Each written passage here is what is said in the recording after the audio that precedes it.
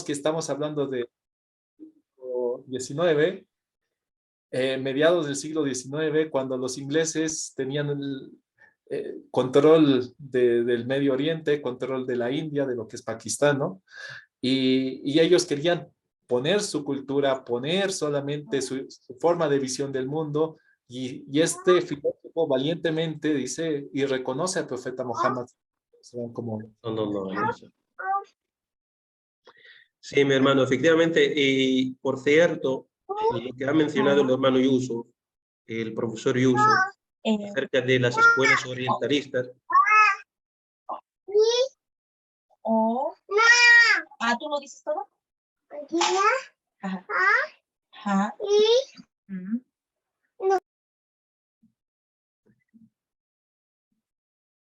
Ruego a los hermanos que cierren el micrófono, por favor. Acerca de las escuelas orientalistas, son las responsables de la mayoría de los mitos que hasta hoy en día están circuladas en el mundo occidental. Son todas fruto del trabajo de las escuelas orientalistas en el siglo XIX y también a principios del siglo XX. Son los que pusieron la semilla en el mundo de esos mitos infundados sobre el Islam, sobre la figura del profeta. Pero aquí, gracias a Dios, tenemos a un escritor valiente que reconoce y desea hablar con honestidad acerca del profeta Muhammad sallallahu alaihi wasallam. Vamos a ver, los hermanos, por favor, pueden comentar con nosotros, tanto en el chat como, bueno, interviniendo directamente aquí con nosotros, lo que nosotros citamos en la clase de hoy. Pueden participar con nosotros, y yo les animo, les exhorto a participar con nosotros, por favor, y comentar todo lo que nosotros ya vamos citando y mostrando en la clase de hoy, inshallah. Veremos ahora, vamos a salir a seguir aquí. Bueno, el hermano que ha leído, si otro hermano se ofrece para leer otra cita importante del libro Los Héroes de el hermano. Sí, adelante, hermano. Aquí tenemos un hermano que se ofrece. Adelante, hermano.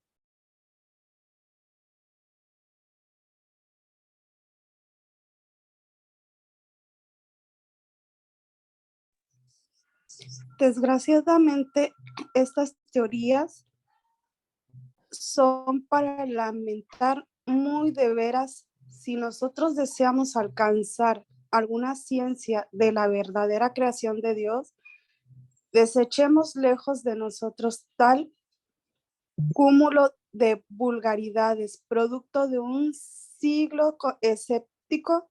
Señala una de las más desconsoladoras parálisis espirituales, la muerte, el alma en la vida del hombre. Jamás en tiempo alguno se llegó a promulgar teoría ni más atea ni más desconsoladora. Un hombre falso, fundar una religión como un hombre falso no puede fundar ni una choza de ladrillo. Que Allah la bendiga, hermana. Aquí dice, un hombre falso fundar una religión. ¿Cómo? Un hombre falso no puede fundar ni una choza de ladrillo. Aquí se refiere a aquellos que describen al profeta Muhammad como un profeta falso. Y él les responde a ellos. ¿Cómo un profeta falso lograría fundar una religión? Y no es una religión cualquiera, es una religión como el Islam. Hoy en día la religión monoteísta, una religión perfecta, completa, con estructuras bastante sólidas. Entonces, ¿cómo un profeta falso fundaría una religión como esta? Y él dice, un profeta falso ni puede fundar ni una choza de ladrillo. Y algunos sabios musulmanes consideran la difusión del Islam, la expansión del Islam y la continuidad del mensaje de nuestro amado profeta Muhammad sallallahu alaihi wasallam y su llegada a diferentes puntos del mundo, incluso a puntos muy lejanos del mundo, como una evidencia de su veracidad. Porque si fuese un profeta falso no tendría esta aceptación. Si tuviese un profeta falso no tendría este éxito. Hoy en día los musulmanes se encuentran en una situación de debilidad, pero a pesar de ello, el Islam sigue expandiéndose.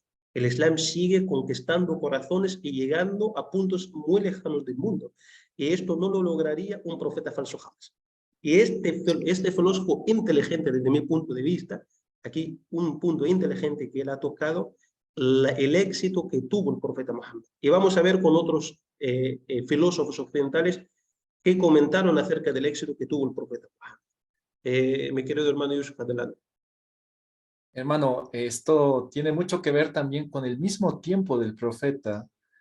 Sí, sallallahu alayhi wa sallam. Sus enemigos, la gente que lo despreciaba, la gente que lo perseguía, nunca encontraron en él falsedad. Sus enemigos más acérrimos, le confiaban las cosas, tomaban su palabra como certeza. Ellos nunca desmintieron al profeta de que fuese, que lo que decía era verdad, solo que estaba fuera de sus intereses. Ahí está el hadiz de cuando el profeta llama a la gente de Quraysh y les dice, oh gente de Quraysh, si detrás de esta montaña, detrás mío, hay un ejército que está dispuesto a invadirnos, ¿me creerían? Y sale su tío Abu Lahab, le dice, no hemos encontrado mentira en ti, no encontramos nada. Yo vengo, el profeta dice, sallallahu alaihi wasallam, yo vengo con algo que viene desde el cielo. Crean, sigan a Dios, crean en Dios uno solo. Y su tío lo insulta, ¿no? Para esto nos has reunido, pero nunca has dicho, nunca lo han tomado como un mentiroso. Y si en su tiempo los que vivían, los que le combatían al profeta, nunca lo tomaron como un mentiroso, no hay entonces evidencia que pueda tomarse que el profeta sallallahu alaihi wasallam era un mentiroso. No lo fue en su época y no se puede probar eso actualmente. ¿Por qué? Porque no hay evidencias. Me parece muy valiente lo que comenta el filósofo porque es una prueba de la profecía que un hombre que si no fuese profeta de Dios no podría construir una religión y llamar a tanta gente. Sí, sí, efectivamente, hermano. Sí, sí, que bueno, hoy en día que la religión con mayor crecimiento realmente es la religión con mayor número de seguidores practicantes, ¿no? Podemos, porque el catolicismo sí es el con mayor número de seguidores, pero el Islam con mayor número de seguidores practicantes. Veremos ahora algunas más citas, pero me gustaría que los hermanos participen con nosotros, comenten estas citas que nosotros hemos mostrado hasta ahora. Les invito a los hermanos que comenten, que participen con nosotros, inshallah. Aquí, bismillah.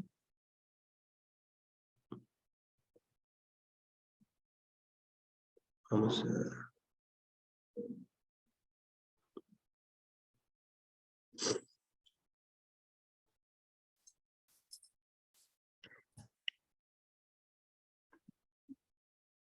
también quería aprovechar para agradecer a la hermana, la maestra Ana, por la ayuda que ella me prestó para preparar este diseño. Allah la bendiga.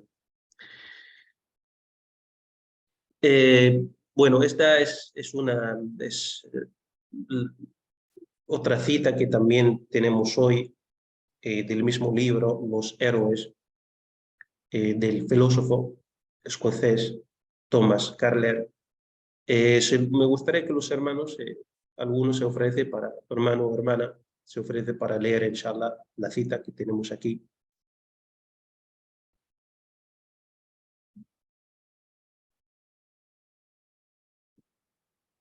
¿Alguno de los hermanos nos ayuda y se ofrece para leer?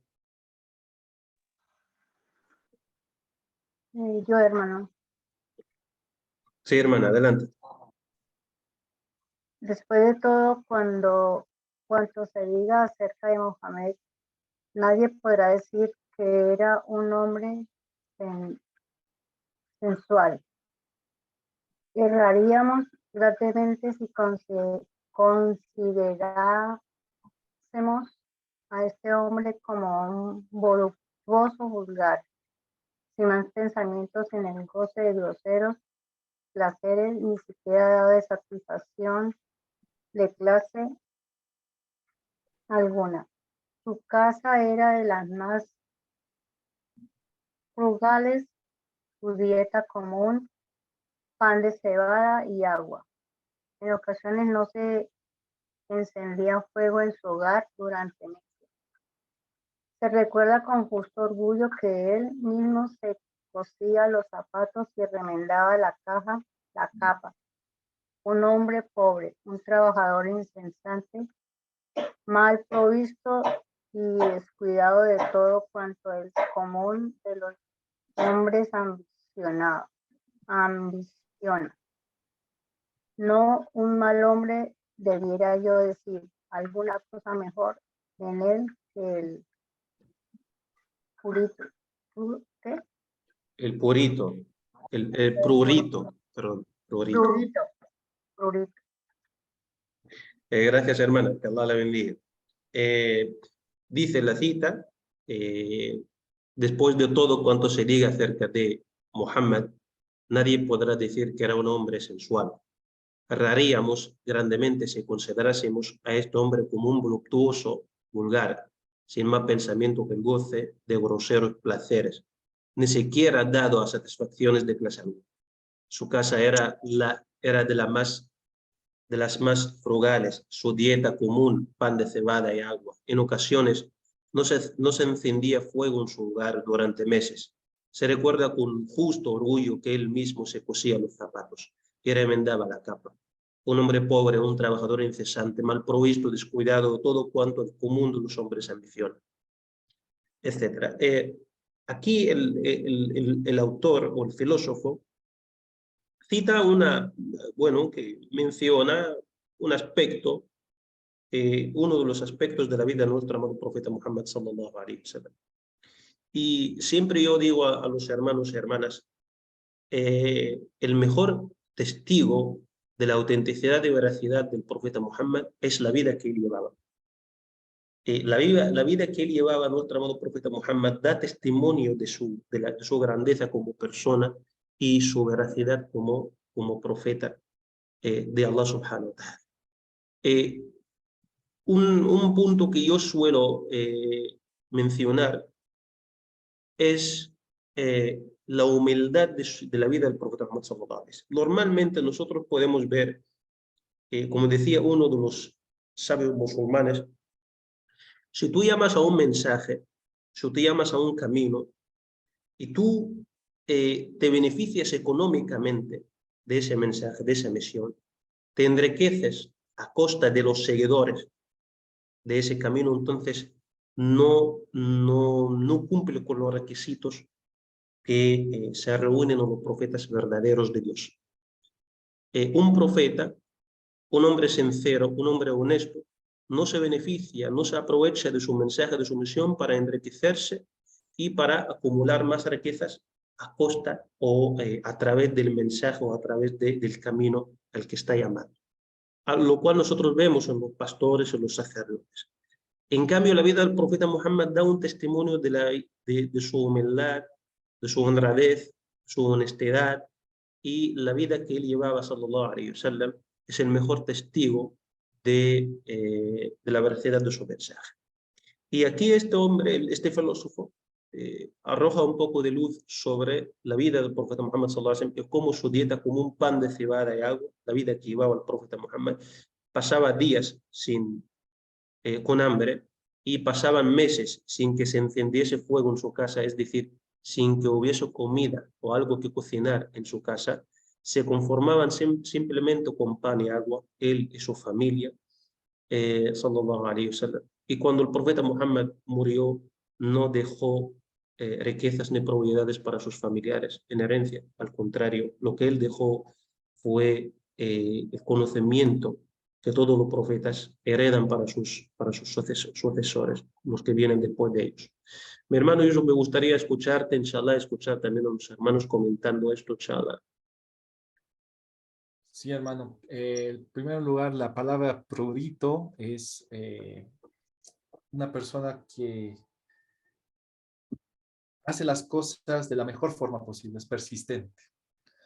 Entonces, es un español antiguo, ¿no? Es un español antiguo. Sí, sí, que la traducción es muy antigua. Palabras que son algo difíciles. Sí, sí, sí. las pone, y lo que pone acá es muy destacable, y muestra realmente el carácter de nuestro profeta sallallahu alaihi wasallam, en el sentido de que le fue ofrecido riquezas, le fue ofrecido poder, le fue ofrecido mujeres, le fue ofrecido todo lo que podía haberle dado la gente de Quraysh, pero él la rechazó, dijo, aunque me pongan el sol en una mano y la luna en la otra mano, yo no dejaré mi mensaje. Y eso muestra la pureza y la pureza de corazón que tenía nuestro profeta sallallahu alaihi wasallam, y también la entereza, porque él no estaba buscando este mensaje eh, para lucrar con él. No estaba buscando que este mensaje fuese algo con que se beneficie él económicamente o tuviese algún beneficio mundanal. Bien lo has dicho, hermano, cuando el profeta dejó esta tierra, cuando él murió, no dejó nada a sus familiares, no dejó riquezas, más bien nos dejó el Corán y la Sunna, subhanallah, qué mejor que nos ha dejado hecho. Sí, es hermano, así es. ¿Ve? Y subhanallah, me acuerdo cuando se presentó un hombre en la mezquita del mensajero de Allah pidiendo una ayuda, pidiendo que alguien le acogiese en su casa y le ofreciese comida. Y el profeta preguntó a su esposa, le dijo, juro por Allah, no tenemos más que agua en casa. Preguntó a otra esposa suya, le dijo, juro por Allah, no tenemos más que agua en casa. Preguntó a sus esposas y ninguna de ellas dijo otra cosa diferente. Todas dijeron, juro por Allah, no tengo más que agua en casa. Entonces el profeta Muhammad sallallahu alaihi wasallam tuvo que pedir a otros musulmanes para que ellos acogiesen a la persona pobre que buscaba refugio, que buscaba un lugar donde hospedarse y para recibirle en su casa. Fíjese que el profeta Muhammad sallallahu alaihi wasallam lo quería ayudar y no encontró nada en su casa excepto agua. Si hoy en día uno de nosotros se encuentra en la misma situación de él, el profeta sallallahu alaihi wasallam, sí, entonces se daría cuenta de lo que él y los demás profetas anteriores a él también tuvieron que aguantar y soportar en este camino grandísimo, alhamdulillah. Y yo la considero una veracidad, una evidencia muy importante, la vida o salir no beneficiado económicamente del camino de la misión profética que la persona está emprendiendo. Esto es muy importante desde mi punto de vista porque si no, entonces, por eso, subhanallah, fíjate hermano, por eso el profeta Muhammad sallallahu alaihi wasallam no podía recibir nada de sadaq, no podía aceptar ninguna caridad, subhanallah, ni él ni sus familiares. Y cuando algunos sabios explican eso, destacan para que nadie diga, mira, el profeta dedica una parte para sí mismo de las caridades voluntarias que ofrecen de la caridad que ofrecen las personas pudientes y ricas en el Islam. Subhanallah, todos los musulmanes podían recibir parte de la caridad entregada por los musulmanes, excepto el profeta y sus familiares. Ninguno de ellos... Hasta el día de hoy, los hasta el día de hoy, ninguno de los... Hasta el día de hoy, subhanallah, ni el profeta ni sus familiares, ninguno de ellos podían acceder, hasta el día de hoy pueden acceder, ya los que hasta hoy en día quedan de sus familiares, pueden acceder aparte de a las caridades entregadas por los musulmanes ricos. Quedan exclusivamente reservadas esas caridades para los musulmanes, pobres y necesitados. Ni el profeta ni sus familiares tenían o tienen acceso a esas caridades. Esto es un dato muy importante, porque esta religión no la fundó el profeta Muhammad, es una religión que le fue revelada por Allah subhanahu wa ta'ala, una religión que estableció el creador de Muhammad, el creador de todos los profetas, Allah subhanahu wa ta'ala. Pasamos a la siguiente cita, hermano, o deseas añadir algo, inshallah, o no sé si los hermanos... Pasamos a la siguiente cita, inshallah. Esta es una cita muy grande. Y me gustaría que algún hermano o hermana, inshallah, nos eche una mano leyendo esta cita larga que he traído hoy, inshallah. Assalamu alaikum. Alaikum salam. Adelante, hermana. ¿Usted ve bien la letra? ¿La letra es visible para usted? Sí, se lo puedo ver bien, sí. Ok. Adelante, hermano. Para la Adelante. nación árabe vino a ser como una resurrección de las tinieblas a la luz. La Arabia vino a la vida por la fe de Mahoma, un pueblo de pastores totalmente desconocido, vagando por sus desiertos desde la creación del mundo. Llega a recibir la voz de un profeta, la voz de un héroe, voz que podía creer, y ver el pueblo desconocido llega a llamar la atención del mundo entero, a igualarse e imponerse a los más altos poderes. Dentro de un siglo tenéis la Arabia engranada de una España. parte y de la otra del... Sí, tenéis la Arabia en Granada, es decir, los musulmanes llegaron, el Islam llegó hasta España, eso quiere decir. Ah, ok. Y de la otra del Delhi. En Delhi, es decir, en India, que el Islam llegó también hasta India, en menos de un siglo, quiere decir el autor. Wow. Alhamdulillah. Resplandeciendo con la aureola, del genio y de los brillantes atributos del valor. La Arabia durante muchos siglos viene a ser la primera de entre todas las naciones. Grande y redentora es la fe. La historia de una nación desde el instante que llega a tener fe y comienza a ser fructuosa, grande y vigorizador de las almas. Estos árabes, este hombre Mahoma y aquel siglo, no viene a ser como una centella fuese a caer en medio de aquel mundo de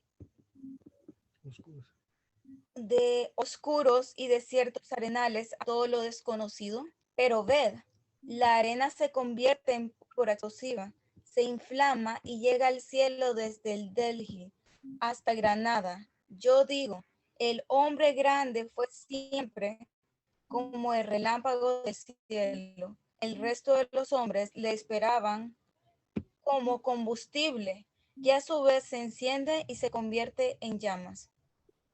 Barakallah fiik, hermano, que Allah la bendiga, hermano. Hermano Yusuf, adelante, inshallah, comentando esta cita larga. Realmente es una verdad que los árabes dicen pastando a sus rebaños desde el principio de los tiempos hasta que llegó el profeta Mohammed. Y es que, sallallahu alaihi wasallam, es que quien se aferró al mensaje del profeta Muhammad tuvo éxito. Y no solamente fueron los árabes, sino cada pueblo que tomó este mensaje como verdad y se esforzó en cumplirlo, Allah les dio la victoria. Y es algo que se ha repetido en la historia de este mundo. Yo escuchaba, me recuerda a una clase que estaba con un profesor y nos decía, esta es sunatullah, esta es una sunna de Allah, que quien se aferre a la verdad, Allah le va a dar el éxito no solamente en la próxima vida, sino en este mundo también. Cuando los árabes llegaron a Granada, ¿no? Mashallah, la primera generación, segunda, tercera generación, y después hubo un declive. Y luego aparecieron los Mujahidun, que era la gente del norte de África, que había tomado el Islam, y ellos lo retomaron otra vez. Y todas estas taifas que se dividieron, las retomaron. Y eso pasó no solamente en la parte militar, sino quiénes son los sabios del Islam a quienes seguimos, quiénes son los que tienen los libros de hadith.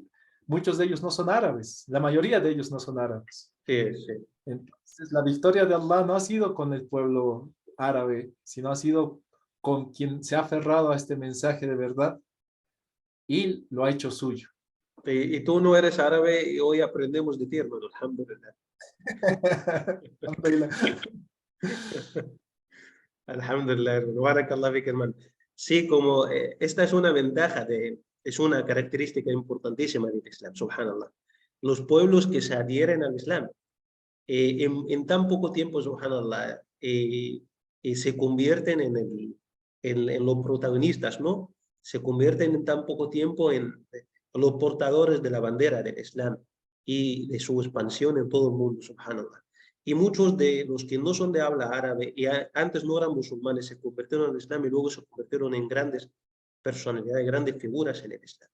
Y de ellos muchos pueblos como en Persa, en la parte de Asia, salieron de ahí muchos profetas que escribieron libros que estudiamos hasta hoy en día. Subhanallah. El libro más importante después del Corán es el Bukhari. El Bukhari que reúne la sunna del profeta Muhammad, los dichos y los hechos de nuestro hermano profeta Muhammad. Y el Bukhari salió de Asia. Este hombre que habla árabe mucho mejor que los árabes mismos, por cierto, hablaba árabe mucho mejor que los mismos árabes, hablaba árabe perfectamente, dominó la lengua árabe y escribió un libro más importante después del Corán que reúne la sunna, los dichos, los hechos del profeta Muhammad, que son parte de las enseñanzas o la segunda fuente del Islam, ¿no? La segunda fuente del Islam. Y esta es una característica importante que las diferentes razas, las diferentes nacionalidades encuentran un sitio en el Islam, encuentran un sitio en la historia del Islam. No son marginados, al contrario, todo lo contrario. Y en tiempo de los compañeros del profeta Muhammad sallallahu alaihi wasallam, muchos de los gobernantes de las ciudades musulmanas, las ciudades a donde llegaron musulmanes, entró el Islam allí, muchos de esos gobernantes no eran árabes. No eran árabes y algunos de ellos eran esclavos anteriormente, antes de ser liberados. Eran esclavos y fueron liberados y llegaron a ser gobernantes. Es decir, hoy en día llegaron a ser como presidentes o alcaldes por lo menos. Fíjate lo que el Islam, cómo trata a los que entran en el Islam, a las razas, a las diferentes razas, diferentes nacionalidades. Esto es una característica que no posee ninguna otra religión. Y aquí el autor también menciona la rápida expansión del Islam. En menos de un siglo el Islam llegó a grandes partes del mundo, alhamdulillah. En tan poco tiempo, en tan poco tiempo. Y esto no se debe, por cierto, no se debe a la fuerza, no se debe a las armas. Esto se debe a la capacidad del Islam de convencer a las personas. Lo que hacían los musulmanes es portar la bandera del Islam y poder abrir la puerta para que el mundo escuche, para que todo el mundo escuche lo que el Islam dice. Sobre esto, hermano, que es muy, muy importante, es el último califato después de los abasidas, los umayyad, ¿verdad? Antes de que caigan, los abasidas fueron, perdón, los últimos que quedaron antes de que se caiga completamente el califato. Ese momento, quienes llegan, invaden a los musulmanes desde Asia. Sí, los tátaros, ¿no? Los tatar y... Los tataros, los turcos, todos estos que vienen desde el centro de Asia, llegan hasta donde están los musulmanes, los invaden a los musulmanes, ¿y qué pasa? Se convierten al Islam. Sí, ellos mismos. Ellos quedan los gobernantes, los que habían invadido a los musulmanes, se convierten al Islam, agarran la bandera del Islam y sale... Imperio Otomano. Que gobierna igual, mashallah, creo 500, 600 años. 600 años. Efectivamente, que lo que pasó con Tatar, el Maghul, subhanallah, es algo muy curioso que nunca pasó en la historia, que los vencedores al final terminan sometiéndose a los vencidos. Los vencedores, que son los tatar, terminan sometiéndose al Islam. Ellos invadieron la tierra del Islam. Ellos terminan sometiéndose al Islam. Y ellos mismos fueron para combatir, para luchar contra el Islam, para derrocar el Islam, pero al final ellos terminan sometiéndose al Islam, subhanallah. Y luego no solamente eso, se convierten ellos ya en héroes en el Islam, en grandes personas, en grandes gobernadores, y llegan a llevar el Islam a otros puntos, a otros lugares del mundo, subhanallah.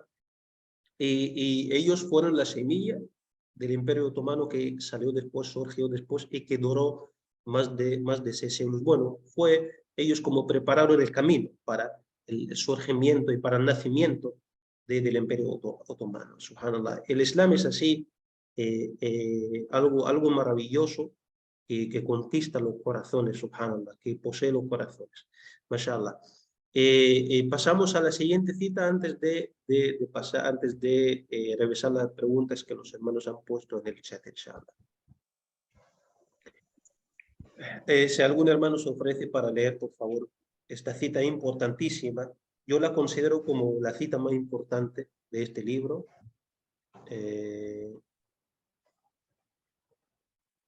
Aquí tenemos, sí. Si alguien se ofrece para leer, por favor, esta cita.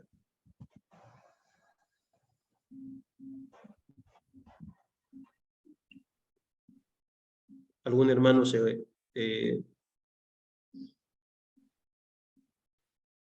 nos echa una mano leyendo esta cita? Hermano o hermana. Buenas noches. Buenas noches, hermana. Adelante, hermana. No debemos olvidar otra circunstancia de la de Mahoma. Jamás tuvo escuela ni estudios de ninguna clase. El arte de la escritura acababa de introducirse en Arabia por aquel tiempo y es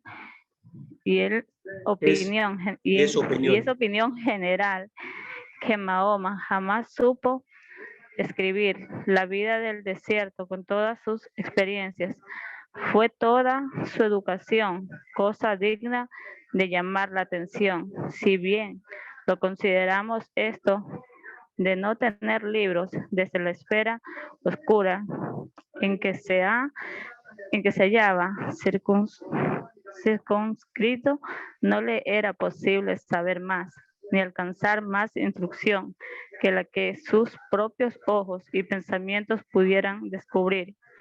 En los inmensos y desconocidos espacios del universo, no podía tener más instrucción que la que ofrecía la vista de los objetos que interesaban su atención o lo que oía contar por referencia de los demás. En los incultos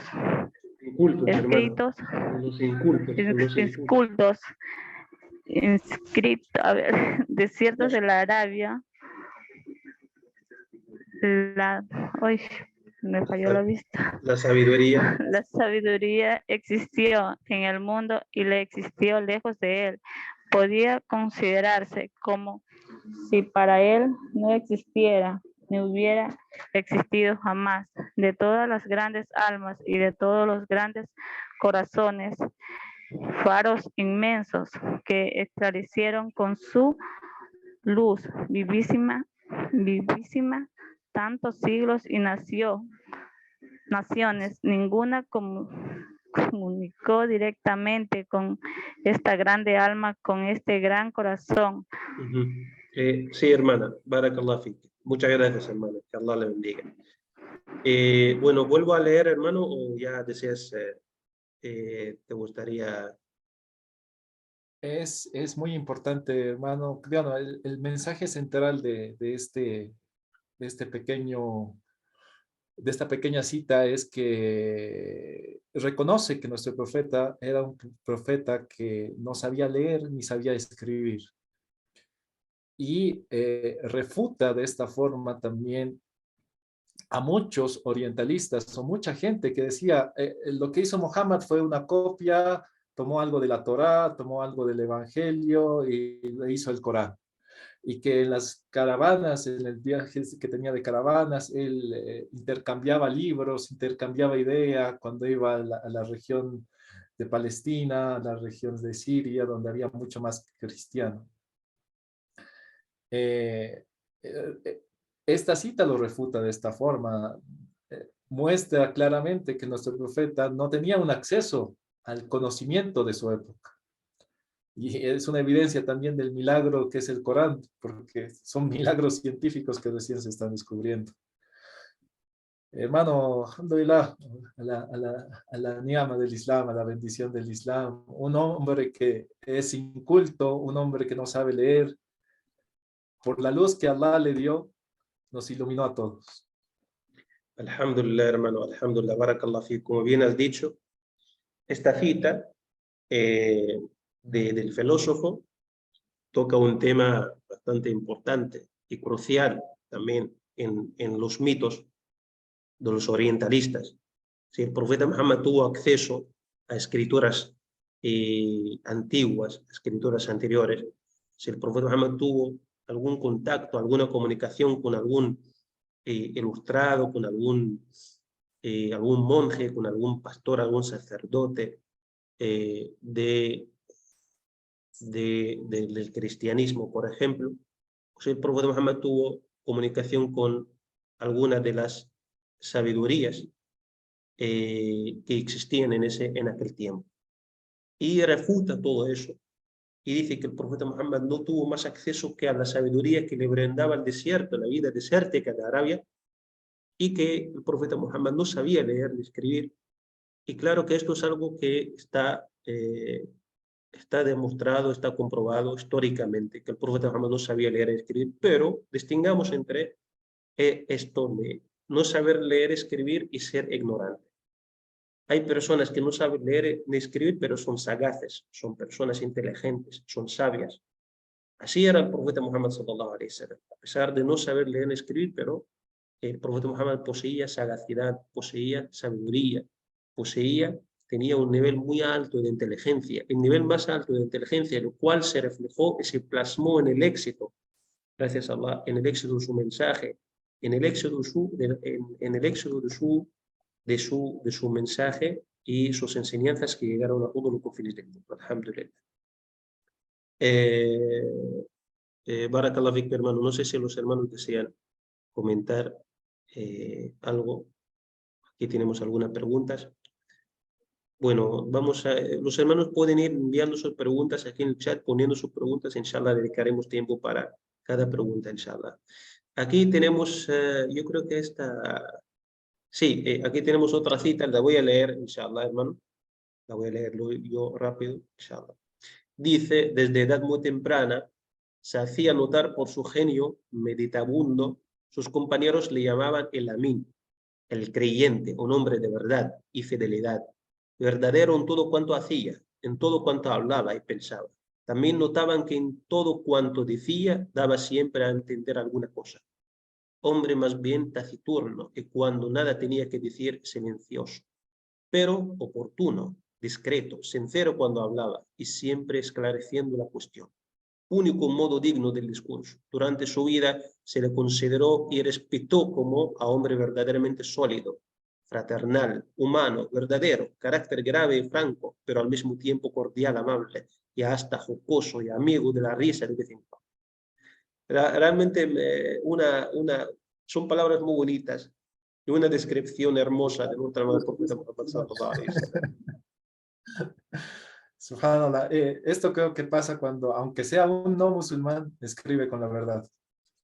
Y cuando busca la verdad y escribe sobre esta verdad, escribe como realmente debe ser, ¿no?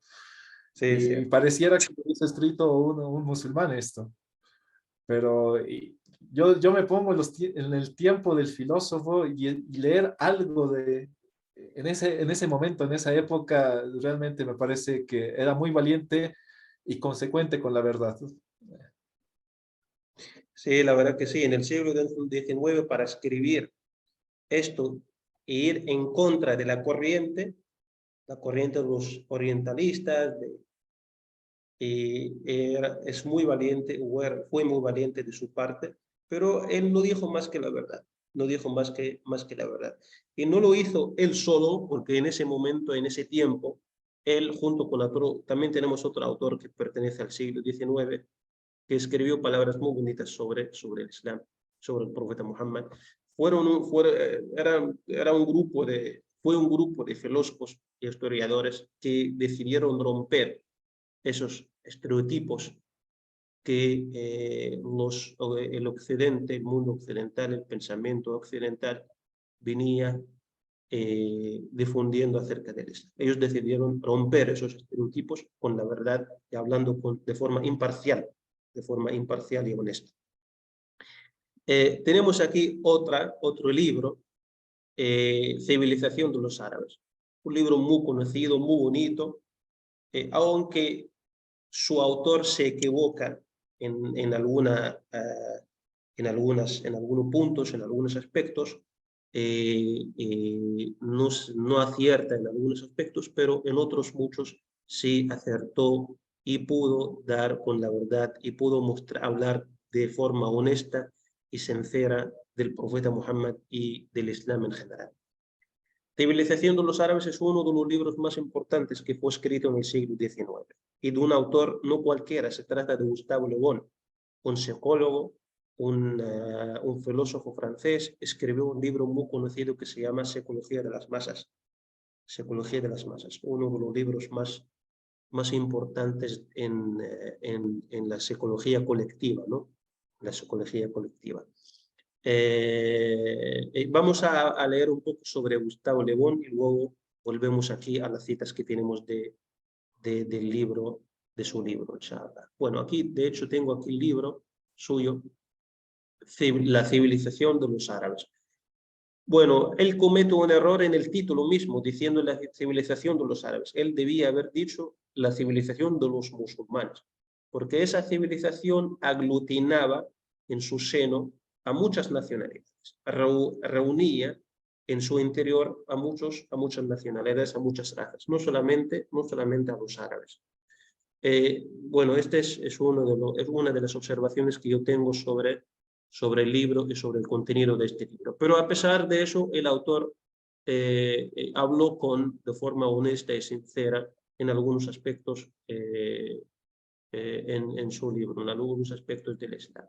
La civilización de los árabes. Podemos nosotros buscar aquí Gustave Le Bon. Este es el caballero, traducido al español. Y dice aquí, murió en el año 1931. Murió en el año 1931. Y fue un destacado erudito francés cuyas áreas de interés incluían antropología, psicología, sociología, medicina, invención y física. Es mejor conocido por su trabajo yo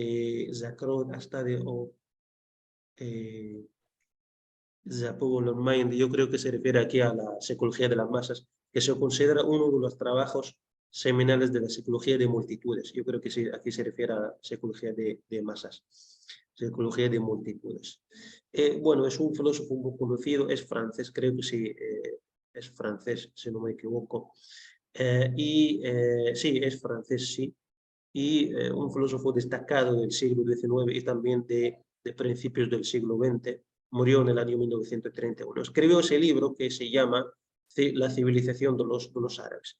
Yo, a pesar de no estar de acuerdo con algunas cosas aquí del libro, y no solamente no estoy de acuerdo, sino que me sorprende, realmente me sorprende, que un autor de esta índole, de esta categoría, caiga en errores tan simples, tan sencillos, y se deje llevar por algunos estereotipos infundados, algunos estereotipos, podemos decir, absurdos sobre el Islam. Pero a pesar de ello, encontré en el libro palabras francas, sinceras, honestas sobre el Islam, sobre su profeta. Por eso quise tener el libro hoy con nosotros, porque este libro yo lo leí hace mucho tiempo, hace años atrás yo leí ese libro. Es un libro muy bonito, me beneficié de él en algunas cosas, pero a pesar de eso hay cosas aquí que no estoy de acuerdo con ellas y muestran la ignorancia del autor acerca de algunas cosas del Islam, muestran su ignorancia. Al fin y al cabo somos humanos. Él puede ser destacado en psicología, puede ser destacado en filosofía, pero puede fallar en otras cosas. No tuvo acceso a suficiente información sobre el Islam, o no realizó el esfuerzo suficiente para averiguar la autenticidad de la información que le llegó. Pero vamos a citar algunas cosas de su libro que me llamaron mucho la atención aquí. Mashallah, no sabía, no se ve casi, ¿no? No se ve casi, ¿no? Bueno, ya podemos pasar directamente a la segunda cita, porque yo no veo. Si alguien de los hermanos ve bien la primera cita, la primera página aquí, entonces puede echarnos una mano leyendo lo que aquí está subrayado, pero si alguien lo ve, yo no lo veo bien, la verdad. ¿Lo ves, hermano? ¿Lo ves bien? No lo veo muy borroso. Entonces, podemos... ¿algunos de los hermanos le ve bien?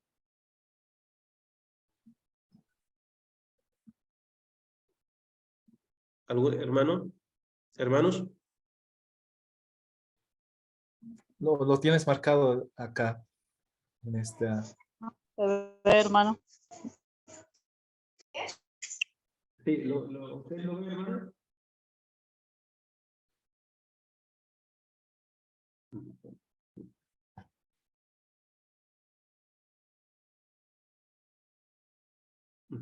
Sí, hermana, dígame, ¿usted lo ve bien?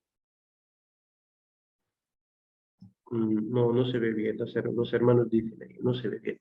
Pero de todas formas, yo puedo leer el charla, yo lo puedo leer.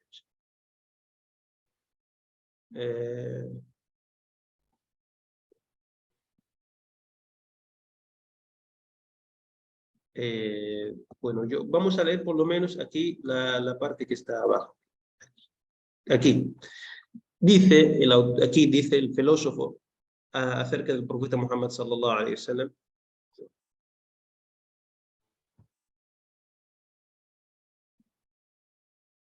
Tanto si era instruido como no, poseía gran sagacidad. Una sagacidad que recuerda la que los judíos atribuyen a Salomón. Siendo muy joven ya cuenta la historia de la construcción de Al-Kaaba. Pero aquí lo que quería yo destacar es que aquí dice, a pesar de que el profeta Muhammad era iletrado, pero poseía gran sagacidad. Y este reconocimiento de parte de un filósofo occidental es muy importante, que reconoce la sagacidad y la sabiduría de nuestro amado profeta Muhammad sallallahu alaihi wasallam. Y dice una sagacidad, una sabiduría que recuerda a la que los judíos atribuyen a Salomón, la paz sea con él. Hermano, si yo la otra cita ya la tengo, yo la voy a leer, pero la tengo aquí en el teléfono, la voy a leer desde el teléfono, pero si deseas comentar esta parte, inshallah, él dice, tanto si era instruido como no, poseía gran sagacidad, una sagacidad que recuerda a la que los judíos atribuyen a Salomón, la paz sea con él. Bueno, alhamdulillah, reconocen que el profeta sallallahu alaihi wasallam era iletrado, pero que tenía una sabiduría y, mashallah, atribuible incluso a Salomón. Vas a leer esta segunda cita, éramos tan míseros que el No, viento la nos... otra, la primera, hermano, la voy a leer, inshallah. Perfecto. Sí, la primera es Escuchamos. muy importante también, la voy a leer, inshallah. Ya la tengo aquí, la voy a leer desde el teléfono, porque habla sobre, hace una descripción del carácter del profeta Muhammad sallallahu alaihi wasallam. Y me importa que los hermanos escuchen y lean lo que dice un autor como este sobre nuestro buen profeta Muhammad sallallahu alaihi wasallam.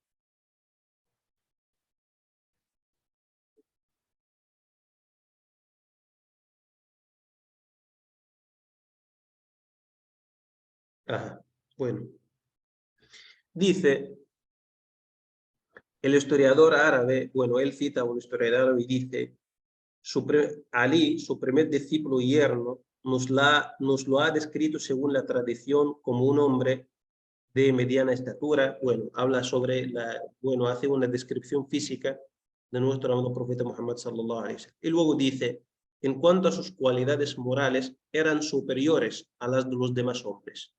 Y como dirigía a Dios frecuentes oraciones, era sobrio de palabras fútiles y muy inclinado a guardar silencio. Su rostro indicaba la benevolencia, su humor era apacible y su carácter equilibrado.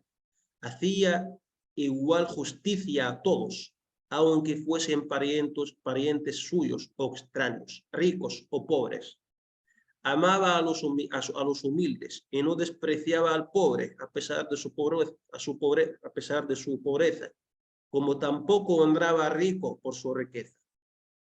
Cuidadoso siempre de atraerse el amor de los hombres notables y la simpatía de sus compañeros, no los desairaba nunca, escuchando con gran paciencia a los que iban a sentarse junto a él para hablarle. Nunca se retiraba sin que el hombre a quien daba audiencia se hubiese marchado antes. Y del mismo modo, si alguno le cogía la mano, le saludaba por la mano, se la dejaba retener mientras quisiese. Y esta es una sunna del profeta Muhammad sallallahu alaihi wasallam, cuando al saludar por la mano, no retirar la mano hasta que el otro ya lo haga. Por respeto, es demostrando amor y cariño hacia la persona. Lo mismo hacía si el que le hablaba de asuntos, permanecía en pie, pues en este caso siempre era el último en retirarse. Frecuencia visitaba a sus compañeros, informándose de lo que entre ellos ocurría. Él mismo se ocupaba en ordeñar sus ovejas. Se sentaba en el suelo, remendaba sus vestidos y calzado, los cuales enseguida usaba, a pesar de aquellos remiendos. Subhanallah.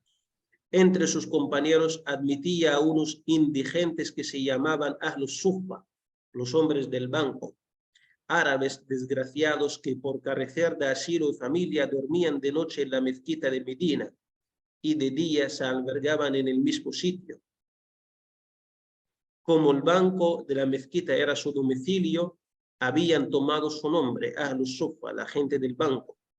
Cuando el profeta iba a cenar, mandaba venir a algunos de ellos para compartir con ellos su cena y distribuía los demás entre sus principales compañeros a fin de que les diesen de comer.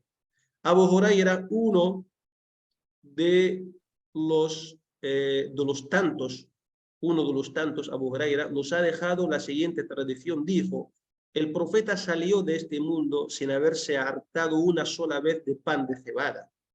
Es decir, el profeta no se hartó, no se sació de pan de cebada, lo cual era algo accesible para la mayoría de las personas, pero por la vida humilde que él llevaba, el profeta sallallahu alaihi wasallam no se guardaba nada para sí mismo, sino que lo compartía con los demás, y no llegó a saciarse de pan de cebada. Y con frecuencia toda su familia pasaba 1 o 2 meses sin que en ninguna de las casas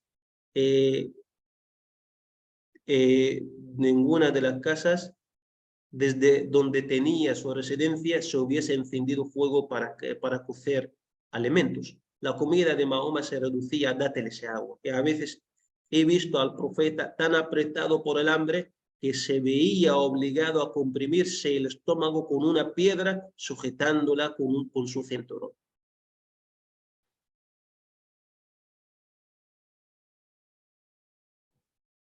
Esta cita, hermano, es una cita emocionante, la verdad, una descripción de las cualidades de nuestro amado profeta Muhammad sallallahu alaihi wasallam.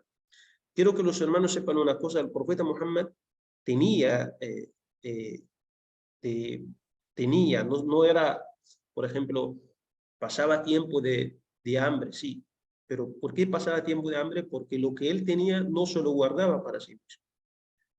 De hecho, se narró que él guardaba alimentos para un año entero para su familia, pero cuando venía algún necesitado, él no se lo guardaba, sino que lo compartía con él. Y así que el profeta Muhammad sallallahu alaihi wasallam sí llegaban momentos en los que él tenía, por ejemplo, alimentos, pero no se guardaba nada para sí mismo, sino que compartía lo que tenía. Él se consideraba como, él así era un ejemplo para los demás, y por eso él siempre tomaba la iniciativa y asumía la responsabilidad de alimentar a los necesitados cuando le venían y se presentaban ante él.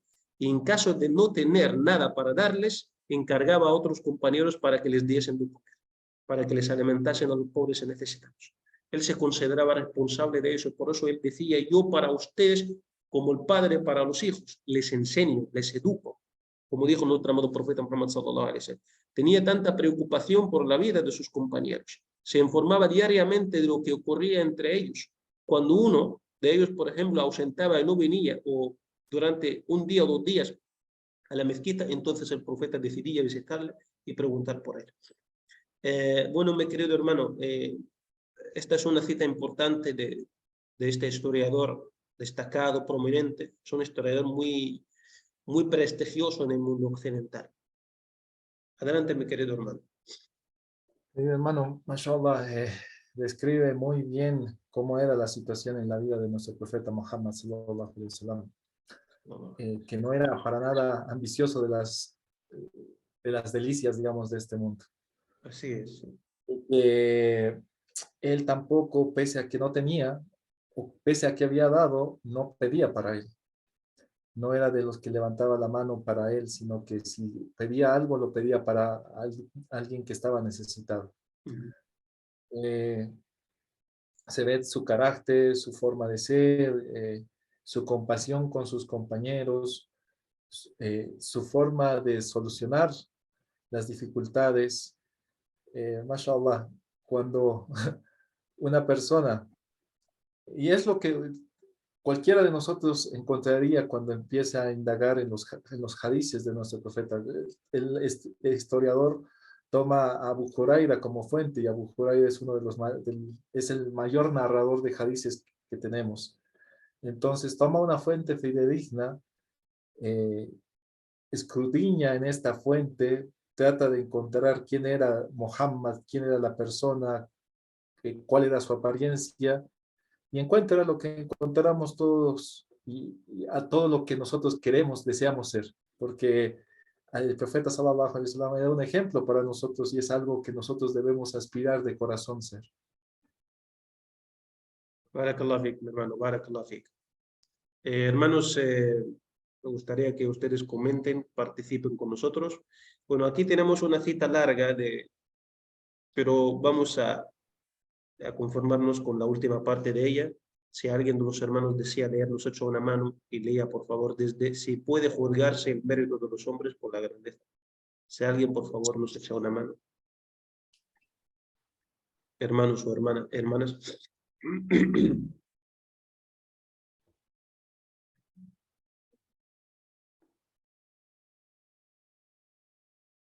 A ver, los hermanos, ¿dónde están las hermanas?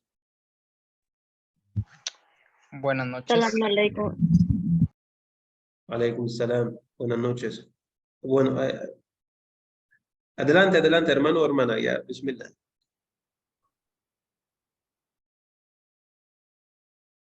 Adelante, hermano o hermana. ¿Dónde está la flecha, hermano?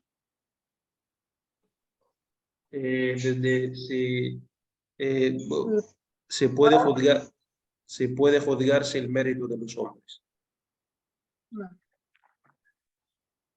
Si puede juzgarse del mérito de los hombres. Más por la alto, mi hermano, grandeza por de favor. Más alto, por favor. Se puede, por favor. Dice Allah.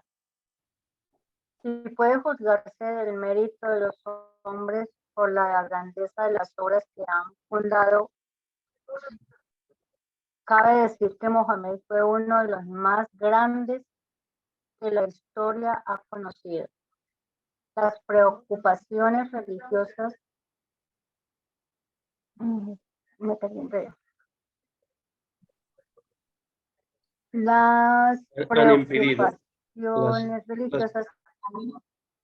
preocupaciones religiosas han impedido a muchos historiadores.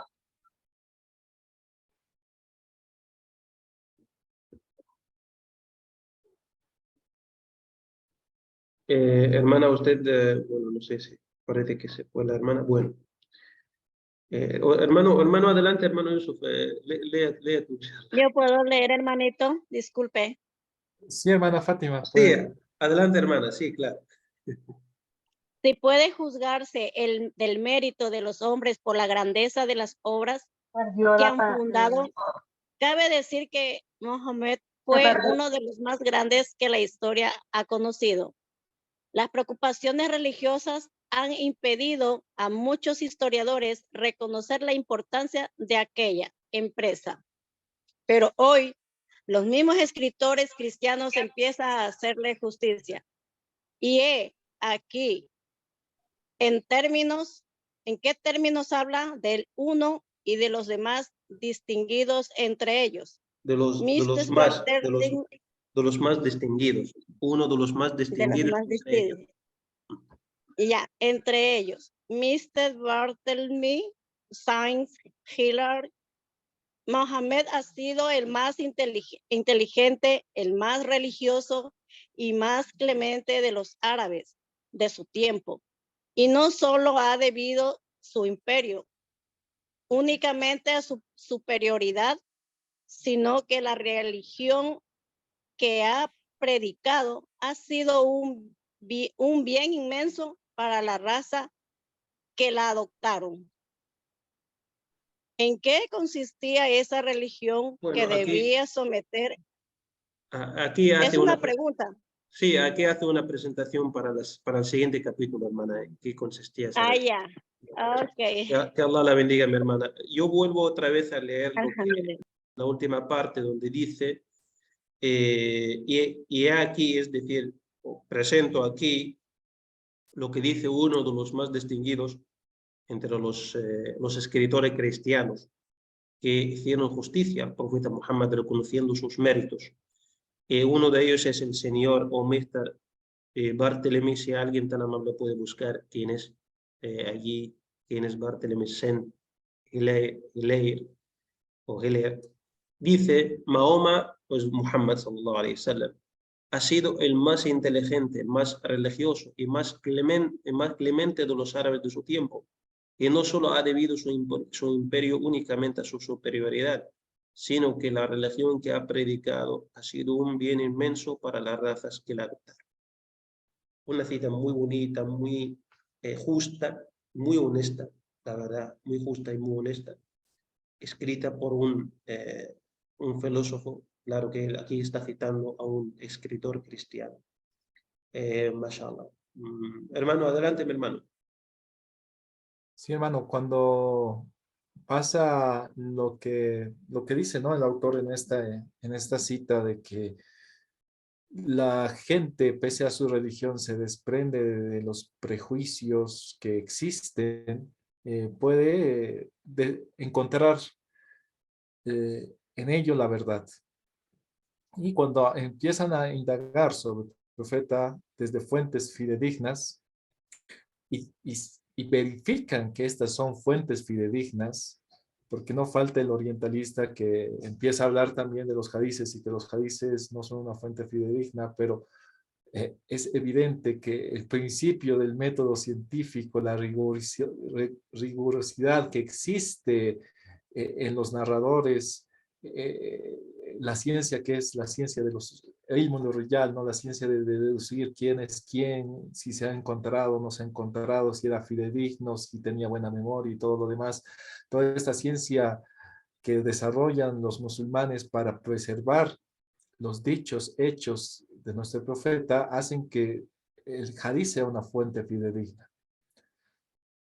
Y es algo que debemos tener en cuenta mucho en nuestro tiempo, cuando hay algunos movimientos que solamente dicen lo revelado es el Corán y bueno, basta eso nos basta. Estos orientalistas o gente que está buscando la verdad en este tiempo del libro que está narrándonos las citas nuestro hermano, nuestro profesor Abdul Samad, encuentran la figura verdadera del profeta mediante los hadices. Encuentran la figura real de quién es el mensajero y por qué es el mensajero de Dios y cuáles son las cualidades que tiene este mensajero mediante los hadices. Nosotros no podíamos encontrar esta verdad que lo encuentra una persona no musulmana si es que tampoco nos aferramos a esta fuente. Es la importancia de buscar la verdad de fuentes fidedignas y ser consecuente con ella. Barakallahu fik, mi hermano. Lo que también llama la atención mucho lo que dice cuando si uno se puede juzgarse del mérito de los hombres por la grandeza de las obras que han fundado, entonces Muhammad fue uno de los más grandes que la historia ha conocido. Mashallah. Y aquí cita también al señor Bartolomé Sant, y es un filósofo, periodista y estadista francés. Murió en el año 1895. Es un filósofo destacado del siglo XIX. Él lo cita, bueno, aquí cita lo que él dijo sobre el profeta Muhammad sallallahu alaihi wasallam. Y subhanallah, hermanos, realmente quien examina y estudia la vida del profeta Muhammad se queda asombrado y no puede sino reconocer la grandeza del profeta Muhammad, reconocerlo a él como su último profeta, el último profeta de Allah subhanahu wa ta'ala, y desprenderse de todos los prejuicios, todos los mitos, de todos los estereotipos que han intentado propagar los orientalistas occidentales en el siglo XIX, el siglo XX. Mashallah, no sé si tiempo da para ver el tercer libro. No sé qué opinas, hermano. Sí, hermano. Inshallah. No es muy largo, sí. Bueno, el tercer libro, ¿cómo? Es Biografía del Profeta Sallallahu Alaihi Wasallam de Karen Armstrong. Sí, Karen Armstrong es una especialista en religiones. Es una especialista en religiones. Escribió muchos libros. Uno de ellos escribió libros sobre el cristianismo, sobre el judaísmo. Tiene un libro muy bonito, que yo lo tenía en España, pero lo perdí, no lo pude traer conmigo, sobre la Biblia. Y hace un análisis exhaustivo de la Biblia y el origen de la Biblia. Y es un libro bastante interesante. Deja evidente que el libro que tenemos hoy en día llamado Biblia es un libro que fue compuesto conforme a los antojos de la Iglesia Católica durante el Imperio Romano, y que no puede ser una fuente confiable de conocimiento. Bueno, hace un análisis exhaustivo de la Biblia, los orígenes, se llama la Biblia, no me acuerdo pero es un especialista en religiones. Karen Armstrong está viva, está hoy en día, está viva, es una académica muy conocida en el mundo occidental, creo que es americana, si no me equivoco, pero de todas formas ella escribió más de un libro sobre el Islam. Uno de ellos, Biografía del Profeta Muhammad. Bueno, ella en la traducción dice Mahoma, pero lo correcto es Muhammad. Y prueba de ello es que en inglés se dice Muhammad. Y no sé por qué en español lo cambian y dicen Mahoma. Pero ya es uno de los resultados, lamentablemente, de esos mitos que comenzaron desde el tiempo de la Inquisición. Ya que el nombre Mahoma se acuñó durante la Inquisición y durante la época de la Inquisición. Biografía del profeta, Karen Armstrong. Vamos a echar un vistazo antes de... Vamos a ver la portada del libro, que lo tengo aquí. Este libro sí lo tenía. A ver si, aquí lo tengo, sí. Karen Armstrong, Mahoma, Biografía del Profeta. Biografía del Profeta. El libro esta es su traducción al castellano. Es un libro interesante, aunque vuelvo a repetir, los escritores occidentales, a pesar de en muchos aspectos hablar con imparcialidad, con honestidad, pero a pesar de eso no pueden salvarse de algunos errores algunos pensamientos equivocados. ¿Eso a qué se debe? Yo creo que se debe a la formación, educación que recibieron desde pequeños. Ellos no nacieron musulmanes, no recibieron la misma formación y educación que nosotros los musulmanes. Ellos no se impregnaron totalmente del conocimiento islámico. Por eso no se puede esperar que ellos acierten en todo lo que ellos dicen y todo lo que ellos escriben sobre el Islam. Por eso yo en este libro he podido observar algunos errores en los que ha caído la escritora. Pero a pesar de eso, yo aplaudo y reconozco su honestidad en muchos aspectos y su valentía de decir la verdad. Esta autora en este libro ha dejado un testimonio importante sobre el profeta Muhammad sallallahu alaihi wasallam. Y aquí tenemos algunas citas que he podido sacar del libro. El libro es grande, la verdad es grande. Es un libro denso, es un libro muy denso. Y de hecho vamos a hablar sobre el hadith. Me llamó la atención una cita suya, algo que ella dijo sobre el hadith, la ciencia del hadith, la ciencia que se encargó de recopilar los dichos y hechos, las enseñanzas del profeta Muhammad. Se llama ciencia del hadith. Aquí ella dice algo muy interesante. Esto es lo que dice aquí esta señora, demuestra la honestidad de los musulmanes y su interés únicamente por la verdad y por transmitir las enseñanzas verdaderas, fidedignas del profeta Muhammad y descartar todo lo que podía ser dudoso, sospechado. Dice aquí, yo lo voy a leer. Bueno, si alguien se ofrece para leer, estaría muy agradecido. Me gustaría que un hermano o hermana lea. Por favor, hermanos. Adelante, hermanos. Participen, inshallah, con nosotros. Hermana Fátima, usted leyó antes. La hermana Fátima. Puede leer otra vez. De nuevo, esta vez también. ¿De dónde le puedo leer, hermanito? Los historiadores se basaban en... Ya. Los historiadores se basaban en tradiciones orales transmitidas por los primeros compañeros del profeta a las generaciones posteriores. En el siglo cuarto. No, noveno. Estudiosos, No, perdón, noveno, perdón. Noveno es. Estudiosos, estudiosos como Mohamed Ismail Bukhari y Muslim al-Jihad Ibn al-Hajjaj, no importa, pase los nombres, hermana, pase los nombres.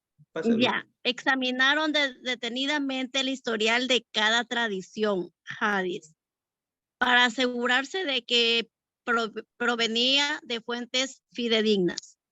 Cualquier tradición que no contara con una cadena de maestros fiable, ya fuera porque existían algunas preocupantes lagunas,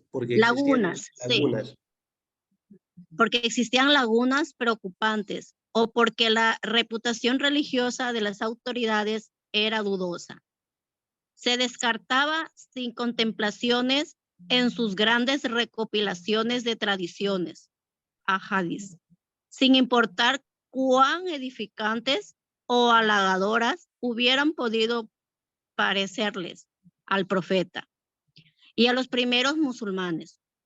Como veremos, la hadith se convirtió en una de las principales fuentes de la Sharia, la ley sagrada islámica, y la revisión de las tradiciones nos indica que los musulmanes fueron capaces de adoptar una actitud crítica con respecto a su historia temprana. Esta objetividad también resulta evidente en las obras de los primeros historiadores, y ni ellos ni los posteriores generaciones de musulmanes han considerado que todas las tradiciones conservadas fueran asimismo válidas y fidedignas. Gracias, hermana. Barakallah fiki. Que Allah la bendiga, mi hermana. Aquí la historiadora, sí, la historiadora Karen Armstrong, ella porque ella se basa en referencias árabes importantes. Ella aquí defiende la objetividad de los árabes, los historiadores árabes, que los que se encargaron de recopilar y reunir la Sunna, las enseñanzas del profeta Muhammad, la paz y las bendiciones de Allah sean con él. Ella quiere resaltar, quiere llamar la atención sobre la objetividad de los primeros musulmanes, la objetividad de los eruditos musulmanes y que lo único que les importaba a los musulmanes en aquel tiempo era encontrar y reunir los ahadith, las enseñanzas fiables, las enseñanzas provenientes de fuentes fidedignas, ¿no? Incluso los musulmanes, los primeros musulmanes, rechazaron algunos dichos atribuidos al profeta Muhammad y los descartaron, aunque esos dichos eran halagadores o eran edificantes, como ella dice, no les importaba a los primeros musulmanes, a los eruditos. Lo que les importaba era la que que proveniese de una fuente fidedigna. Esto, claro, destaca la objetividad de los musulmanes, la honestidad, y que nosotros podemos confiar en todo lo que nos llegó hasta nosotros de conocimiento islámico. Todo lo que vino hasta nosotros ha sido examinado, ha pasado por filtros, ¿no? Ha pasado por filtros, ha sido examinado detenidamente y ha sido sometido a reglas rigurosas, estrictas, establecidas por los eruditos musulmanes para distinguir entre lo que provenía de una fuente fidedigna y lo que sí no provenía y lo que no provenía de una fuente fidedigna. Hermano Yusuf, adelante, barakallah. Intenté aclarar más o menos. Creo que hablé de esto ya anteriormente, pero podemos...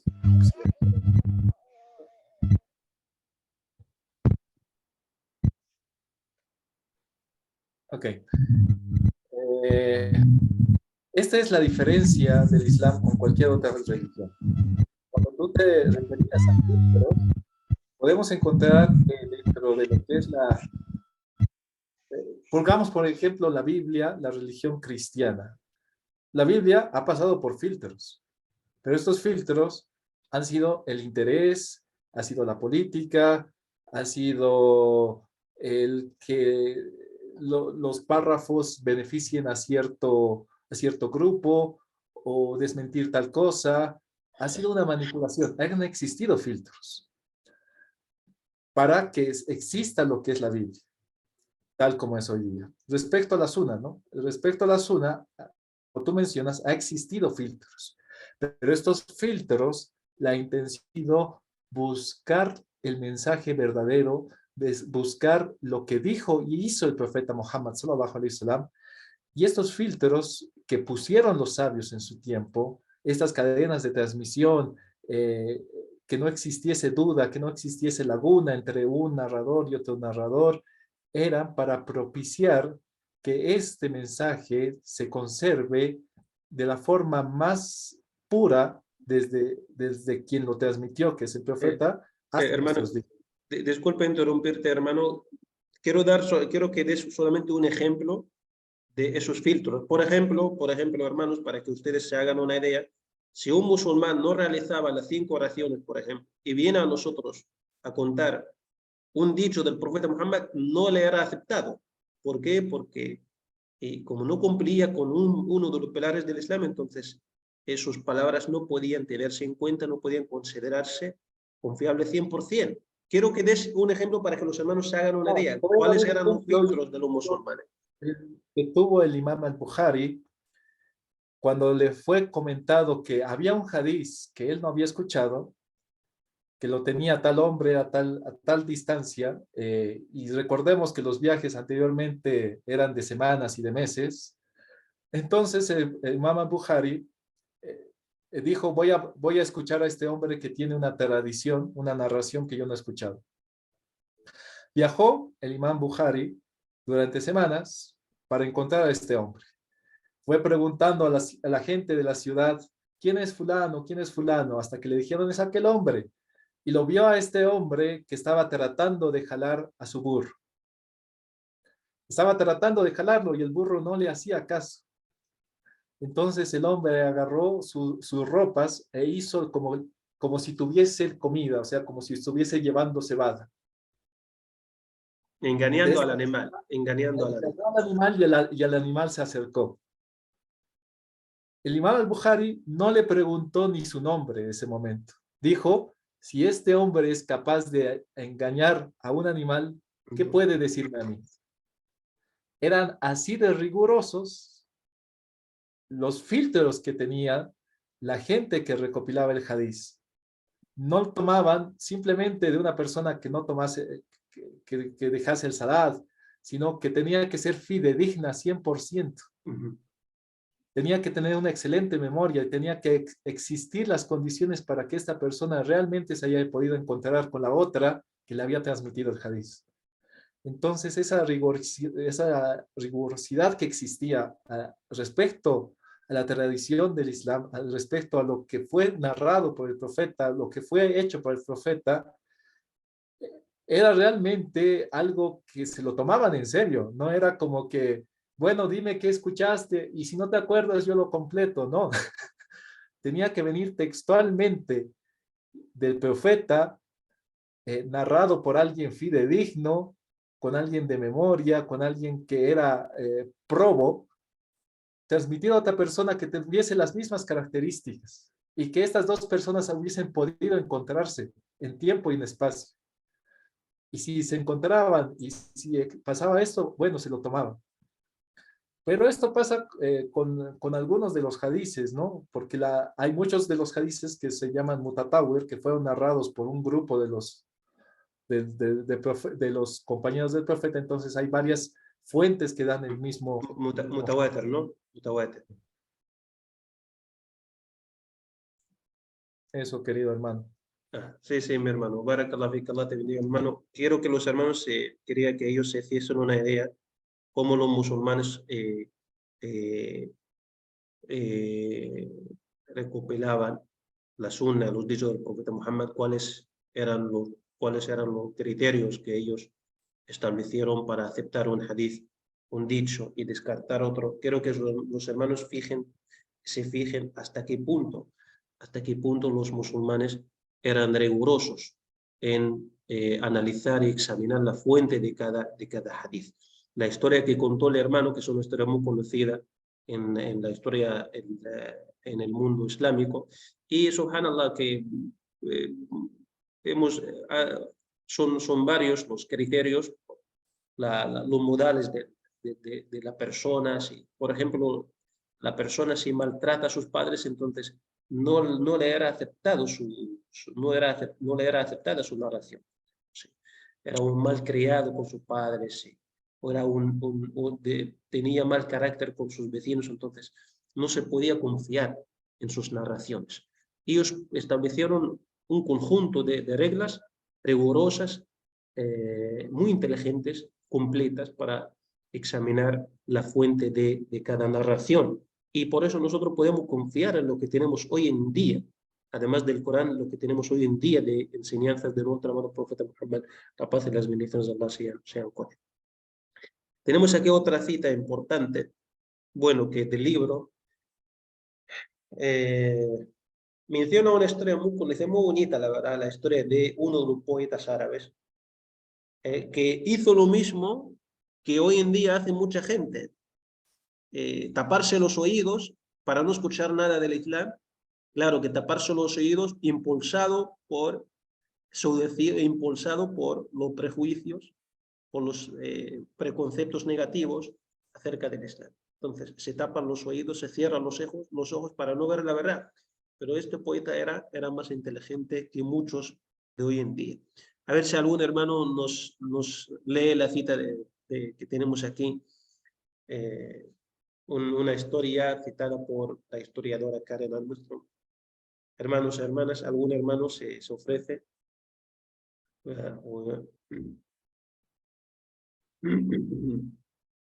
Hermano Ángel. hermanas que tenemos. Y hermana Gisela, usted quería leer. Y luego, hermana Gisela, usted quería leer. Adelante, hermana, se desea leer. Bismillah.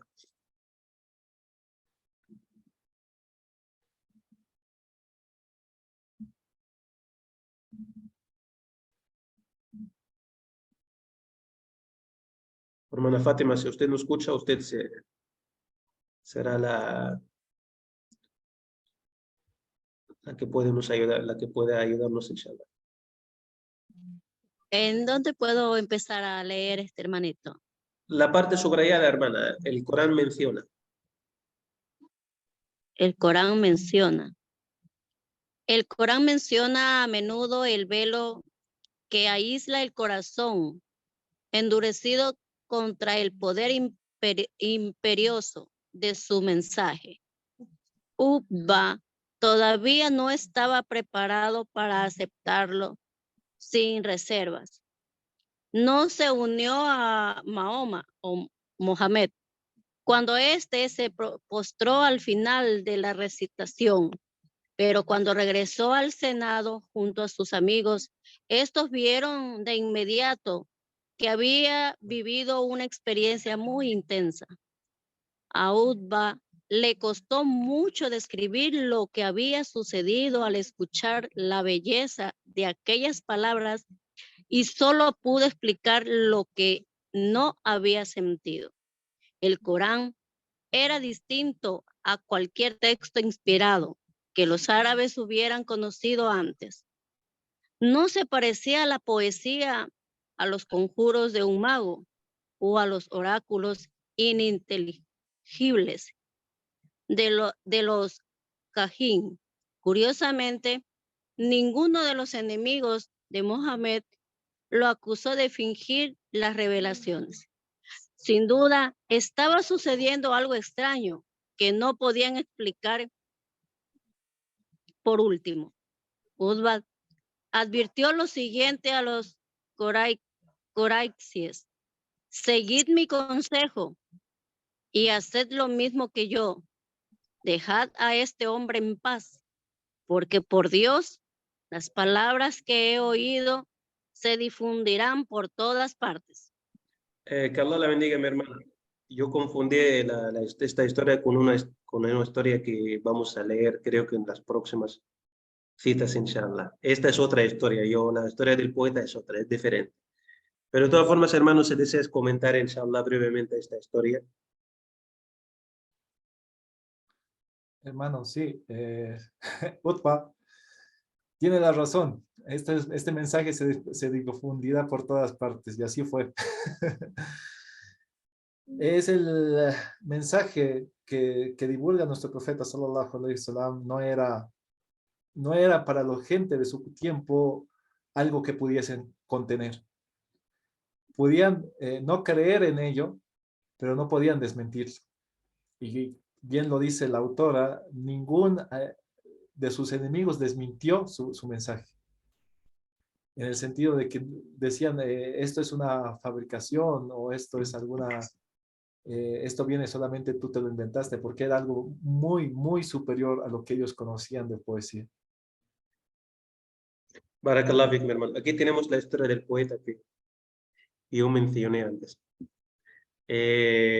Hermanos o hermanas, ¿alguien se ofrece o seguimos con la hermana Fátima para que lea? Hermano, las hermanas maestras. Assalamu alaikum. Alaikum salam, hermana. Adelante, hermana, puede leer, inshallah. Pero la causa más frecuente de la conversación durante la peregrinación a la Kaaba. No se le escuchaba, hermana, por favor, de nuevo, si se puede, por favor. ¿No se escucha? Ahora sí, se escucha. Ajá. Pero la causa más frecuente de la conversación se encuentra en el propio Corán. De conversión al Islam. Ajá. Se encuentra en el propio Corán.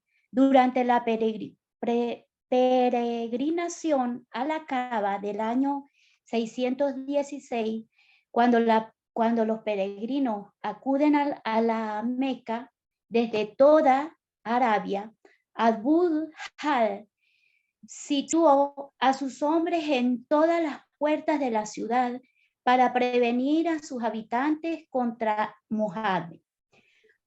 Un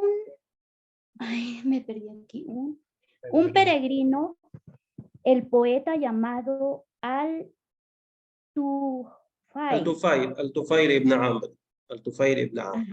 De la tribu occidental de Dawax, se alarmó tanto por lo que le dijeron que decidió taparse las orejas con algodón para asegurarse de no oír encantamientos del profeta. Pero cuando llega a la Cava y vio a ¿Usted no ve el texto, hermana? ¿Usted no ve el texto o...?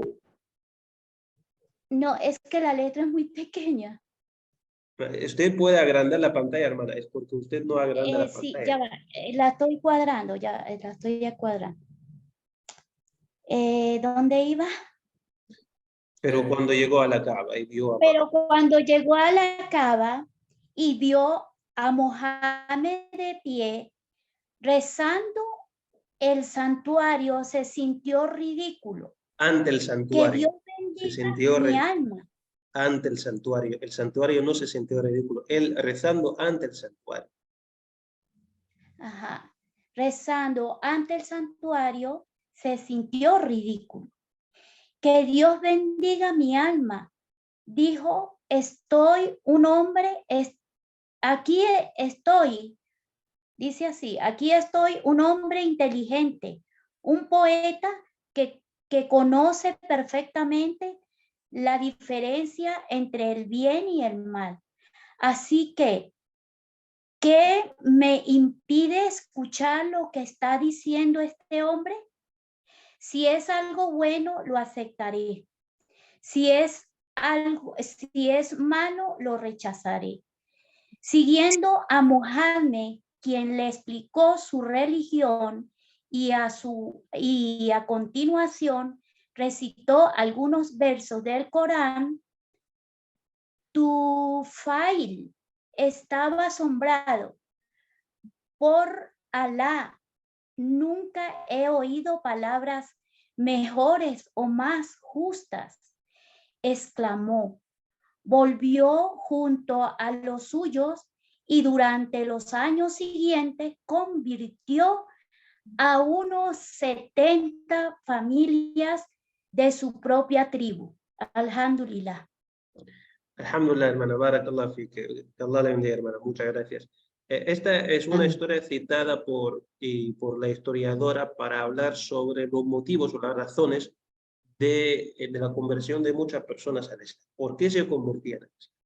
Y aquí cita el caso, la historia de un poeta muy conocido en Arabia en aquel entonces. Se llamaba el Tufayl ibn Amr, y pertenecía a una tribu destacada entre las tribus árabes, la tribu de Daus. Era una tribu principal, ¿no?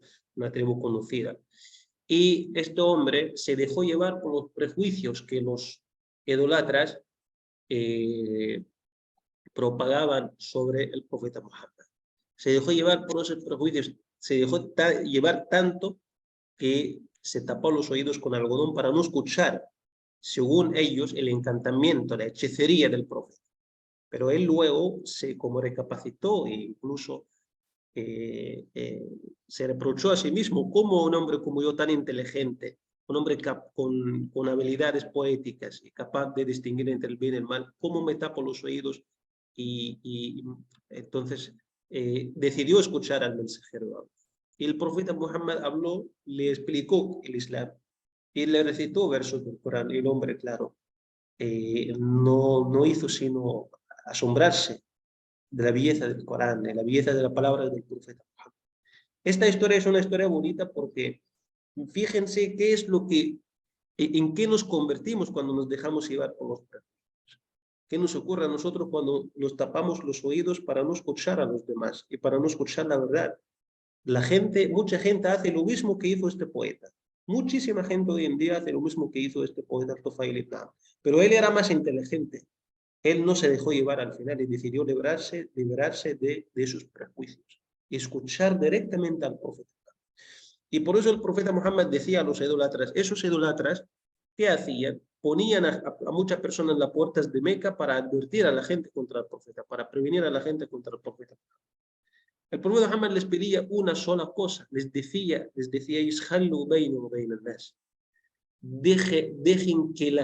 dejen que yo hable directamente con la gente y la gente conmigo directamente. Dejen que hable con la gente directamente. Dejen que la gente hable conmigo. Es lo único que el profeta les pedía a ellos. Ellos no se lo permitían. Hermano, adelante, me gustaría que comentes esto, esta historia bonita de Tufail ibn Amr. Yo creo que esta historia es perfecta para cerrar esta conferencia. Y todavía falta. No por el tiempo, porque se te está acabando la batería. No, ya. No, porque cada persona que se acerca, se quiere acercar al Islam o escucha del Islam, es como si lo estuviese escuchando por la gente de Quraysh. Como si fuese Abu Jahl que le estuviese advirtiendo. Y las personas inteligentes son como Tufail ibn Amr, que dicen, voy a ver qué cosa más hay aparte de esto, de que me están advirtiendo. Voy a destapar mis oídos, voy a abrir mis ojos y voy a ver qué es realmente el Islam. Muchos de los historiadores que hemos visto, filósofos que hemos visto, han pasado por este proceso para escribir la verdad. Se han quitado los prejuicios que les habían dicho, que habían escuchado sobre el Islam, y en ese momento fueron a la fuente y empezaron a escuchar quién era Muhammad realmente, qué había dicho Muhammad, qué había hecho Muhammad, y escribieron, mashallah, estas citas que tú tomaste, que son, mashallah, muy bonitas. Pero si esta gente que era inteligente no se hubiese sacado los algodones de los oídos y hubiese buscado la verdad, hubiese seguido la corriente. Y creo que cada persona que llega al Islam, que ha buscado el Islam y llega al Islam realmente, es porque has tenido la inteligencia que Tufail ibn Amr tuvo en ese momento. Ese discernimiento. Yo soy una persona inteligente y si me muestran lo que es verdad y realmente prueban que es verdad, yo lo seguiré. Y si es mentira, pues lo dejaré. Es el desafío de Tufail ibn Amr, quien pasa en este tiempo, que encuentra cualquier cosa en internet sobre el Islam, pero busca, indaga y encuentra la verdad. Barakallah fik, hermano. Barakallah fik. Bueno, ya la última cita que tenemos para dedicar tiempo ya para responder a las preguntas y inshallah los hermanos. Ya me gustaría que leas tú esta cita, hermano. Allí la cita está subrayada. Perfecto. Mahoma poseía grandes dotes tanto políticas como espirituales. Dos características que no siempre van de la mano. Y estaba convencido de que todas las gentes religiosas tienen la responsabilidad de crear una sociedad buena y justa. En ocasiones era iracundo e implacable, pero también podía ser tierno, compasivo, vulnerable e inmensamente bondadoso. No disponemos de textos que describan a Jesús riendo, pero a menudo encontramos a Mahoma sonriendo y bromeando con sus allegados. Lo vemos jugando con niños, solucionando problemas conyugales, llorando amargamente tras la muerte de un amigo o presumiendo con orgullo de su hijo recién nacido, como haría cualquier padre encandilado. Si pudiéramos ver a Mahoma como vemos a cualquier otro personaje histórico importante, sin duda lo consideraríamos uno de los mayores genios que el mundo ha conocido. Crear una obra de arte literaria fundada en una religión importante y establecer una nueva potencia mundial no son logros frecuentes, pero para poder apreciar al máximo su talento, tenemos que examinar la sociedad en la que nació, las fuerzas contra las que luchó. Cuando bajo el monte Hira, para llevar la palabra de Dios a los árabes, Mahoma estaba a punto de intentar algo imposible. Unos cuantos árabes de la península se estaban acercando al monoteísmo, pero no habían explorado a fondo las implicaciones de esta religión, esta creencia. Barakallah fik, mi hermano. Bueno, que aquí solamente me gustaría llamar la atención sobre lo que ella dijo. No disponemos de textos que describan a Jesús riendo, pero a menudo encontramos a Mahoma sonriendo, bromeando con sus allegados. Le vemos jugando con niños, solucionando problemas conyugales y orando amargamente tras la muerte, etcétera, etcétera. ¿Qué es lo que aquí quiere decir? Quiere decir que nosotros tenemos la vida del profeta Muhammad como un libro abierto, que tenemos acceso a todos los detalles de la vida del profeta Muhammad. Podemos ver al profeta Muhammad sonriendo, jugando con niños. Podemos ver al profeta Muhammad en situaciones en las que tenía que solucionar problemas conyugales. Podemos ver al profeta Muhammad en situaciones humanas en las que tuvo que llorar amargamente tras la muerte de un amigo, tras la muerte de un niño, tras la muerte de un familiar suyo, o tras la muerte de una persona querida para él. Subhanallah, la vida del profeta Muhammad fue un libro abierto para sus compañeros, una vida que llegó hasta nosotros, alhamdulillah, con todos sus detalles, incluso con los detalles más pequeños. Subhanallah, ha llegado hasta nosotros. Nosotros sabemos cómo el profeta Muhammad realizaba la ablución, sabemos cómo comía el profeta Muhammad, qué tipos de comida comía el profeta Muhammad, qué tipos de comida él prefería, y cómo se acostaba, qué decía al acostarse, y qué decía al levantarse, qué súplicas decía al acostarse y qué súplicas decía al levantarse. Tenemos nosotros una descripción detalladísima, una descripción pormenorizada de la vida del profeta, lo cual no existe en ninguna otra religión. Esto es una característica importante que distingue el Islam y distingue las enseñanzas que llegaron hasta nosotros de la vida del profeta Muhammad sallallahu alaihi wasallam. Si deseas, hermano, comentar algo de esta cita. Queda más que demostrado que también Muhammad sallallahu alaihi wasallam es Khatem al-Anbiya, o sea, es el sello de los profetas. ¿Por qué? Porque si necesitábamos a alguien más que nos trajese una revelación, tendríamos que verlo y tenerlo. Tenemos al profeta Muhammad con nosotros. Tenemos los detalles que no existen de ningún profeta anterior, tan a detalle como del profeta Muhammad sallallahu alaihi wasallam.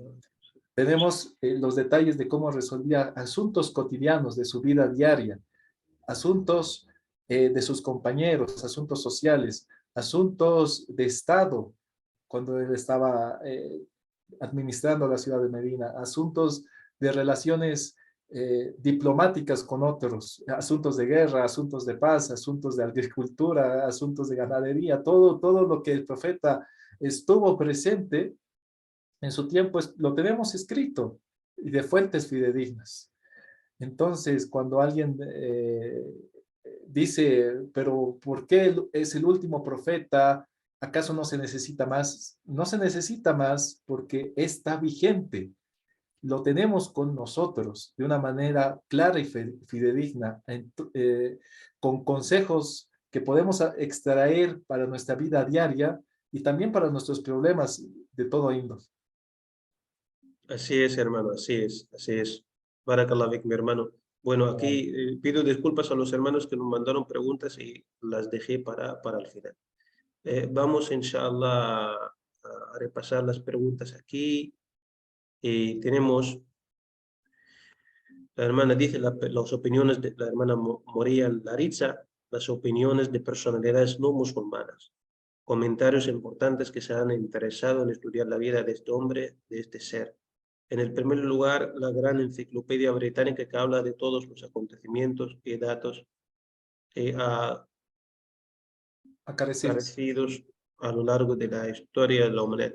En primer fuente, muestra que era un hombre honesto, recto, que ganaba respeto y la lealtad de los otros hombres, que análogamente era honesto y recto. Aparece en el volumen 12 de la enciclopedia. Aquí preguntas, dice, he escuchado, además de leer algunos libros en PDF acerca del profeta Muhammad, he escuchado, en todo lo que he visto, he escuchado, se habla acerca de grandes ejemplos de vida, desde la familia hasta la sociedad, pasando por modales a la hora de comer, incluso. Así, mi pregunta es, ¿de dónde salió toda la mala información acerca del profeta Muhammad? Esta es una buena pregunta. Y bueno, antes de pasar la palabra a nuestro querido hermano, el profesor Yusuf, para poder dar una fecha exacta, cuándo pasó eso y dónde, yo creo que sería difícil dar una fecha exacta. Pero se puede decir que todo eso comenzó desde que salieron los musulmanes de España, del Andalus. Allí se empezó una máquina de desinformación, una campaña de desinformación contra el Islam y contra los musulmanes. A manos de la Inquisición Santa, los escritores católicos que quisieron desprestigiar al Islam, que estuvo presente durante más de 7 siglos en Europa, en España, al Andalus. Y luego esa información llegó a plasmarse en los escritos de los orientalistas, que se encargaron de estudiar el mundo árabe, pero desde la perspectiva occidental, el mundo oriental, el mundo musulmán en general, no solamente el mundo árabe, desde la perspectiva occidental. Y lo que ellos hicieron fue alimentar esos estereotipos y difundirlos a gran escala en el mundo musulmán y en el mundo no musulmán. ¿De dónde salió? Bueno, ya creo que pero de todas formas existieron, alhamdulillah, siempre escritores honestos, imparciales, que rompieron esos estereotipos y decidieron hablar, bueno, ir en contra de esa corriente, y hablar de forma imparcial sobre el profeta Muhammad y sobre el Islam, como los que hemos citado hoy, especialmente los primeros dos. Mi querido hermano, si deseas, inshallah, añadir algo y responder a esta pregunta. Creo que lo has dicho todo, hermano. Siempre agregar, pero un poquito de que el extraño o el diferente siempre va a ser el enemigo. Y Occidente, todo lo que no tome como que vaya contra la visión, siempre va a ser retrógrada o va a ser... va a tener un inicio que no puede llegar a llamarse cultura.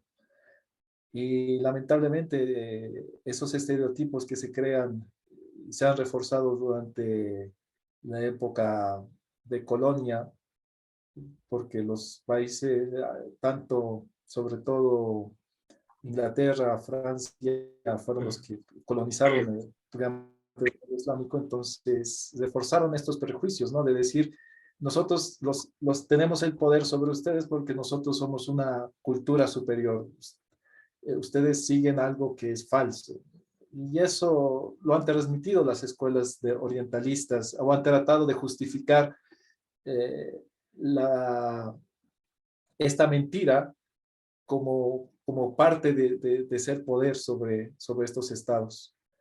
Alhamdulillah, ahora no existe ese mismo tipo de colonialismo, pero obviamente los prejuicios culturales se han mantenido y se siguen manteniendo y se siguen divulgando para evitar que la gente conozca, ¿no? Poner una barrera y que la gente conozca lo que es la verdad.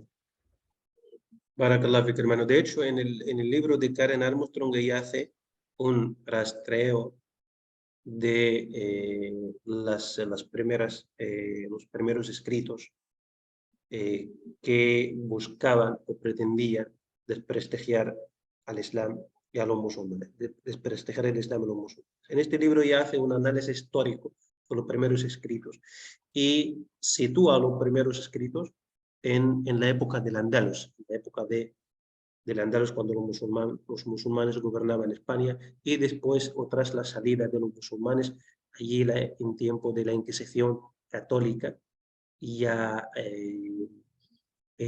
los escritos anti-islámicos o los escritos que deformaban la imagen del Islam ya crecieron en el mundo cristiano.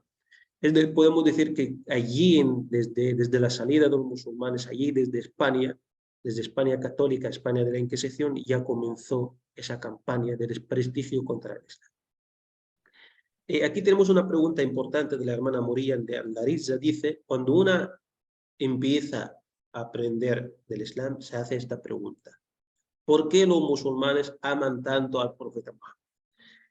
Esta pregunta es una pregunta que se hacen muchos hermanos y hermanas.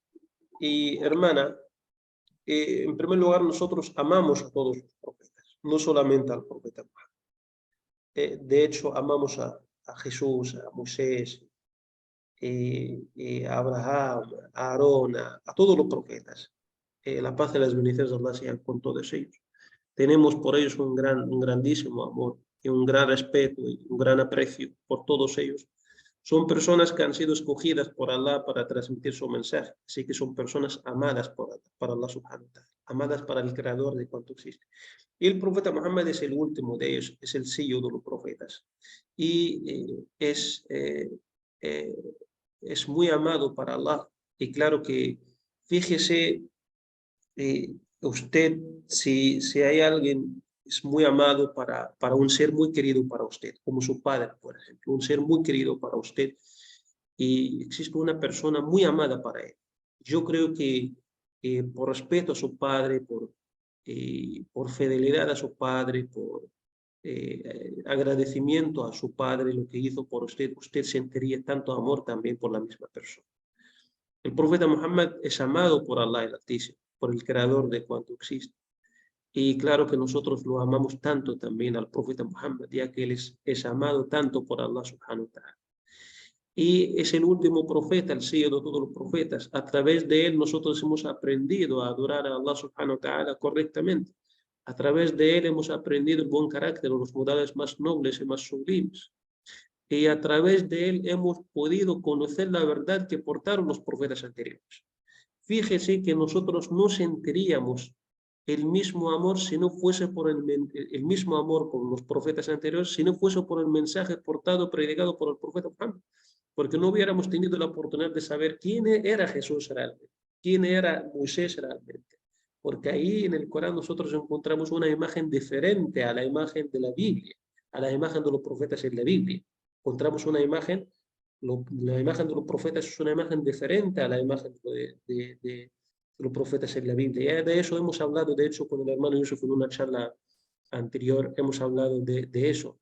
Y si no fuese por el mensaje entregado al profeta Muhammad, nosotros no hubieran podido reconocer y conocer la gran labor que realizaron los profetas anteriores a él, y las virtudes que ellos, de las cuales ellos eran portadores. Así que tenemos muchas razones para amar tanto al profeta Muhammad, claro. Hermano, adelante, mi querido hermano. Barakallahu fik. No le diría simplemente, si lo conociera, lo amaría. De hecho, estudiando su biografía, sí uno siente tanto amor. Estudiando su biografía, estudiando su vida y sus modales nobles, y uno se siente tanto amor por él. Alhamdulillah. Alhamdulillah. Y subhanallah, su amor entra en los corazones incluso. Los creyentes sienten tanto amor por él. Y esto es una bendición, un favor que Allah subhanahu wa ta'ala dio a sus siervos creyentes, hacer que sean amados en la tierra. Hacer que sean amados en la tierra. Los amados por Allah también son amados por la gente. Barakallahu fik, mi hermano querido. Allah te bendiga. No sé si los hermanos tienen más preguntas, ya mashallah son más de 2 horas, pero realmente las citas que hemos tenido hoy son muy interesantes. Los libros que hemos traído hoy, alhamdulillah, yo creo que son de gran importancia. Y son referencias, alhamdulillah, respetuosas. Y yo creo que estas referencias, estas citas fortalecen la fe del musulmán. Y alhamdulillah, incrementan su certeza y su fe al ver que filósofos occidentales, pensadores occidentales, liberados de los prejuicios. Entonces ellos hablaron con palabras tan hermosas, con palabras tan bellas sobre nuestro amado profeta Muhammad y sobre el Islam en general.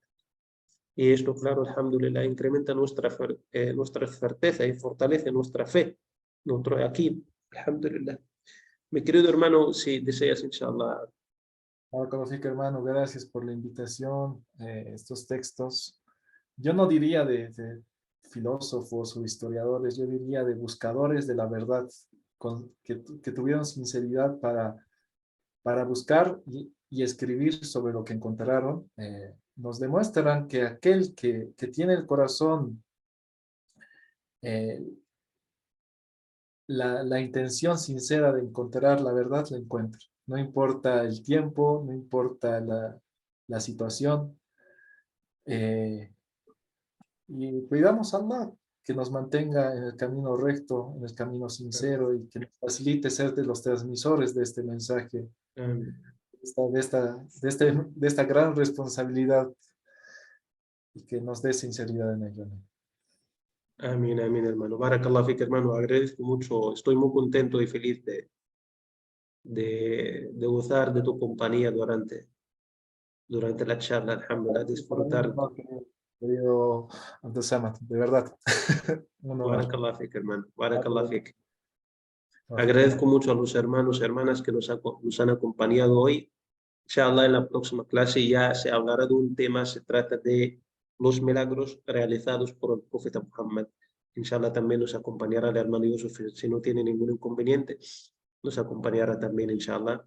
Hablaremos sobre los milagros realizados por el profeta Muhammad, la paz y las bendiciones de Allah sean con él. Barakallah fikum, hermanos, hermanas, que Allah les bendiga. Les agradezco a todos por estar con nosotros y acompañarnos en la charla de hoy. Allah subhanahu wa ta'ala les bendiga, les mantenga firmes, incremente su conocimiento. E inshallah nos vemos en la próxima clase, inshallah. Barakallahu fikum, assalamu alaikum wa rahmatullahi wa barakatuh. Inshallah, hermano. Assalamu alaikum. Alhamdulillah. Que Dios los bendiga a todos. Que Dios le bendiga, hermano.